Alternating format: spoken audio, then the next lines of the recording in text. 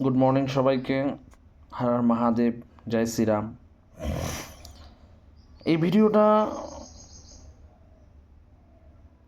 করছি আমি কালকে যা উপলব্ধি করেছি সেই ক্ষেত্রেই আমি এই ভিডিওটা করা। সেটা হচ্ছে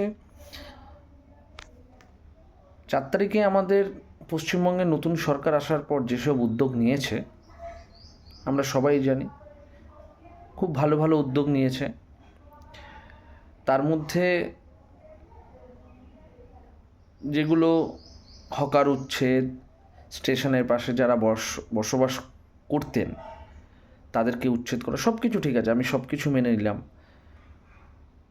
তবে কালকে আমি এক জায়গায় গেছিলাম, সেখানে যখন আমি লাইনের পাশ দিয়ে যাচ্ছিলাম গাড়ি নিয়ে, তো দেখছিলাম যে কয়েকশো মানে কয়েকশো পরিবার রেল লাইনের পাশে তারা ছিলেন, তাদের মাথার উপরে আজকের ছাদ নেই।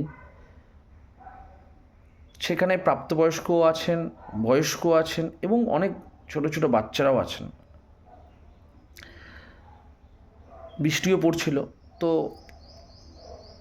আমি দেখে প্রচণ্ড আমার খারাপ লাগছিলো। তার কারণ হচ্ছে এই বর্ষাকালে ওই বাচ্চাগুলো কিভাবে থাকবে, ওই বয়স্ক মানুষগুলো কিভাবে থাকবে, কোথায় রান্না করবে, তো এটা দেখে খুব খারাপ লাগছিলো। আমি একদম পান্ডুয়া স্টেশনের পাশেই ছিলাম।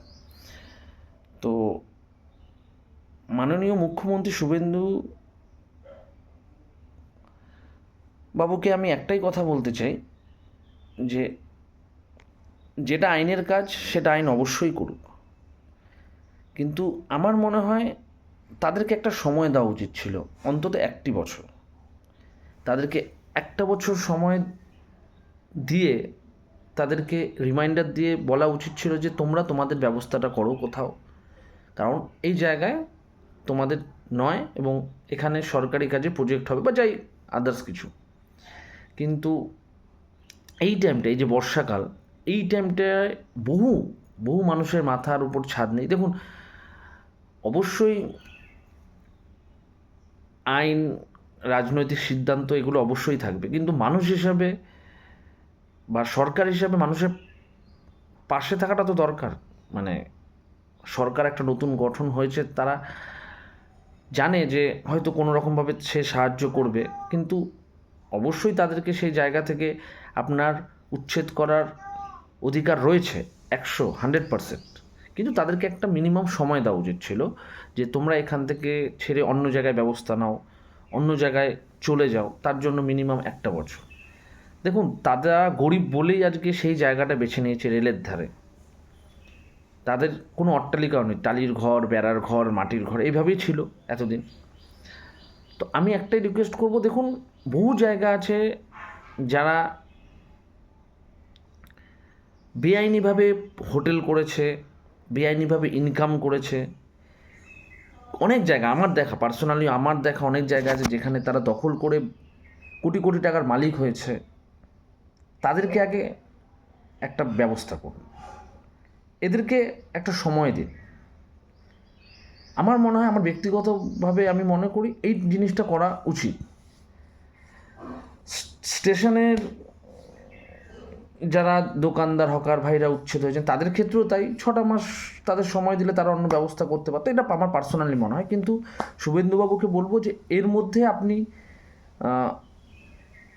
যেই প্রক্রিয়াটা শুরু করেছেন একটু ভেবে দেখুন। আমার মনে হয় এই বর্ষাকালটা খুব অসুবিধা করছে তাদের, বিশেষ করে বয়স্ক মানুষ, বাচ্চারা।